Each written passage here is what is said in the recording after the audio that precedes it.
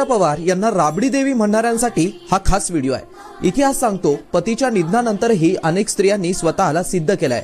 अहिल्यादेवी होळकरांनी प्रतिकूल परिस्थितीत स्वतःला सिद्ध करून इतिहास घडवलाच आहे। आजची वेळ ट्रोलिंग करण्याची नाहीये। अजितदादांच्या जाण्याचं दुःख ताजं आहेच, पण आज महाराष्ट्राच्या इतिहासात एक सुवर्ण क्षण देखील घडलाय।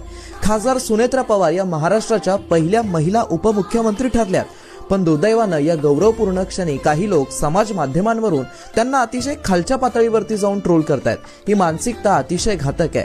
अजितदादांच्या जाण्याने राजकीय वस्तुस्थिती बघता काही गोष्टी टाळण्यासाठी, राज्य हितासाठी परिस्थिती समजावून घेऊन जो योग्य निर्णय योग्य वेळी घ्यावा लागतो, तो निर्णय सुनेत्रा पवार यांनी घेतलाय।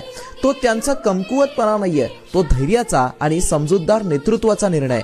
सुनेत्रा पवार शांत मितभाषी असतील, पण त्या अत्यंत कर्तृत्ववान, शिस्तप्रिय आणि निर्णयक्षम आणि खंबीर व्यक्ती महत्वाच्या आहेत। अजितदादा असताना त्यांच्या मागच्या जबाबदाऱ्या, राजकीय, सामाजिक, सांस्कृतिक, पर्यावरण व इतर क्षेत्रातील त्यांची काम करण्याची जिद्द ही अतिशय विलक्षण आहे। आणि आज त्या उपमुख्यमंत्री म्हणून केवळ हे पद भूषवणार नाहीयेत, तर त्या अजितदादांच्या कार्यपद्धतीला स्मरून त्यांचा वारसा पुढे नेणार आहेत। त्या नक्कीच कमाल करून दाखवतील।